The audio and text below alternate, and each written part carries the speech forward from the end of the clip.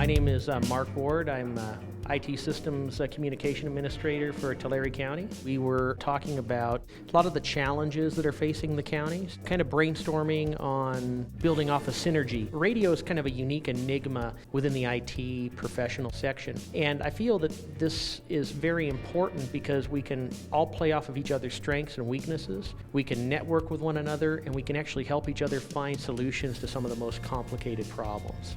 Some of the challenges we find is recruitment. We don't have a very good source of backfill in two-way radio, and infrastructure upgrades. Some of the things that we're working on in our county are presently we're building a small communication site that's going to be all solar, and we had to kind of come up with a solution that would have a minimal footprint that wouldn't be obtrusive to the eyes, but meet the public safety needs and have enough capacity to run on solar. The benefit to this to CCISDA is radio actually ties very strategically into public safety. Public safety is key because if we can't keep our law enforcement running, they can't keep us safe. So it's kind of the behind the scenes, and a lot of these folks in the radio industry are unsung heroes in IT. I'm Tamara Holden-Guren with County of Alameda, and I run a statewide property systems workgroup. We are now conducting one of our sessions.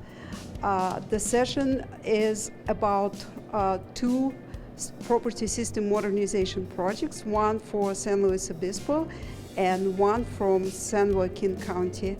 And we're doing this session in a very complicated environment.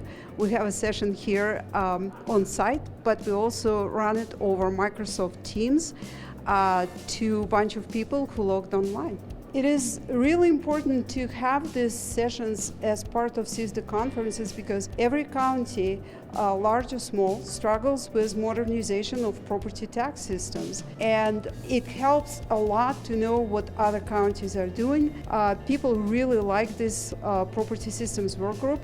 We have over 90 participants from over 30 counties across the state.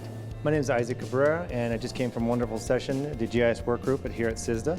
And it's a very important session because it allows GIS professionals in the IT field in California counties to come together and share ideas, methodologies, and things that will generally improve GIS and what we can do for each county. GIS continues to be an important topic at CCISDA because it allows for multiple different data systems to have one picture. This is most evident in our recent disasters we've had in California, where you've had power shutoffs and we've had fires. It allows decision makers to have one picture where they can make critical decisions, and there's no better place than CCISDA to share these ideas with your fellows so that we can all move forward together. We are in the CCISDA Criminal Justice Work Group, which is a group that meets every CCISDA and in mid-CCISDA as well.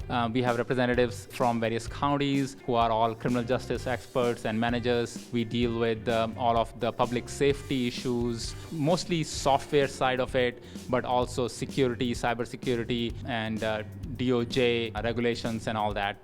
All of those issues come up here. A couple different scenarios, things that happened while I was been working with the county. So recently we built a new courthouse, and one of the IT people, they went to the courthouse while it was being built, and there was a small area that led back into the jail, which was actually decommissioned because they decided not to do that. But that guy walked in and was logged in. And so the door doesn't opened in from one side but not from the other side, and he was logged into the jail side of the courthouse and couldn't get out. And he was by himself, just kind of exploring the area, and he was in there for a couple hours, I'm told, before the sheriff deputies came around and unlocked and let him out. So that was just something that we have been kind of relating back. I can also this is not funny at all, but how, well, it is funny. That story was funny, come on. CRIMS is the system that Alameda County uses for our centralized justice system. And we keep hearing stories from users about how it has been useful in real life. So one time there was a homicide investigation, and they found out through some means the last 4 digits of a phone number that were associated with the defendant or with the suspect in this case.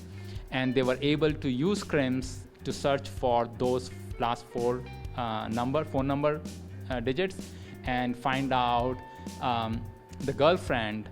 They belong to the girlfriend of the suspect, and through that connection, they were able to get to the actual suspect and arrest him. So that was a personal victory for the CRIMS team, because that was in action how a database search within the CRIMS system kind of led to a real life scenario and arrest.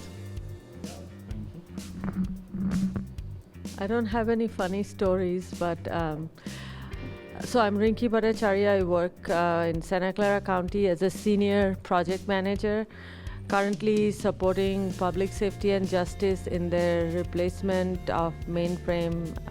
So that is one of my projects.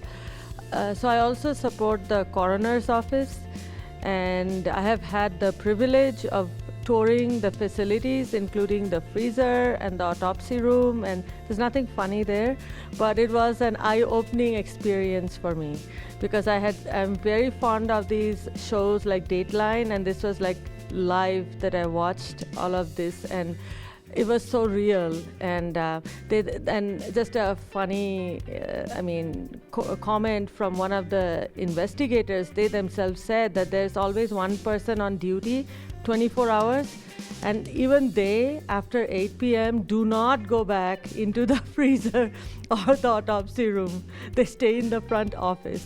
So I felt good that I'm not the only one who's scared. They work here and they still feel awkward about that. So that is just something I wanted to share. Don't have any funny stories about PSJ, sorry. She's our guest.